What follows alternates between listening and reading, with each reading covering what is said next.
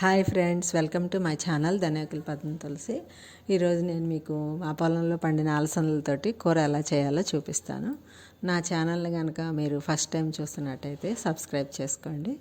అలాగే ప్రాసెస్లోకి వెళ్ళే ముందు మీకు ఒక క్వశ్చన్ అడుగుతాను. సారలు లేని జెబ్రా ఏది అంటే అది ఆన్సర్ వీడియో పూర్తిగా చూస్తే మీకు ఆన్సర్ తెలుస్తుంది.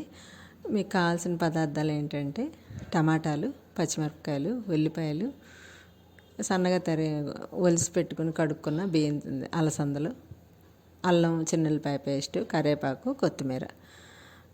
ఒక ప్యాన్లో ఒక 3 స్పూన్లు నూనె వేసుకొని ఆవాలు, జీలకర్ర వేసినాక వేగిన తర్వాత పచ్చిమిరపకాయలు, ఉల్లిపాయలు, కరివేపాకు వేసుకొని కొద్దిగా వేగనివ్వాలన్నమాట. ఉల్లిపాయలు కొద్దిగా మగ్గనిచ్చి తర్వాత దాంట్లో మనం అల్లం, చిన్నుల్లిపాయ పేస్ట్ వేసుకోవాలి.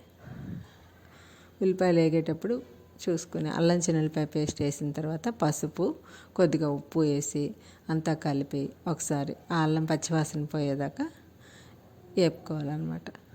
అల్లం పచ్చివాసన పోయిన తర్వాత మనం దాంట్లో టమాటాలు వేసుకోవాలి. టమాటాలు వేసుకుని ఆ టమాటాలు బాగా మగ్గనిచ్చిందాక ఒక 2 నిమిషాలు అయితే టమాటాలు మగ్గుతాయి అన్నమాట. మూత పెట్టేసుకొని టమాటాలు మగ్గినాయో లేదో చూసుకొని మనం ముందుగా ఒలిసి పెట్టుకున్న అలసందలు ఉన్నాయి కదా, అవి దాంట్లో వేసేసి దాంట్లో ఉప్పు, కారం వేసేసి ఒకసారి కలిపేసి దాన్ని ఆ అలసందలు ఉడికిందాక మనం మూత పెట్టి ఉంచుకోవాలన్నమాట. ఒక 10 నిమిషాలు అయితే అలసందలు దాంట్లో నుంచి నీరు వచ్చి అదే ఉడికిపోతుంది అన్నమాట, మెత్తగా అయిపోతాయి. అది ఉడికిన తర్వాత మనం దాంట్లో ధనియాల పొడి, కొత్తిమీర వేసుకుని ఉప్పు చూసుకుని చాలకపోతే ఉప్పు వేసుకొని మొత్తం ఒకసారి కలిపేసుకుంటే అలసందల కూర రెడీ అయిపోతుంది అనమాట. దీని ఆన్సర్ ఇందాక క్వశ్చన్ అడిగాను కదా, దాని ఆన్సర్ ఏంటంటే ఆల్జీబ్రా. Like and share.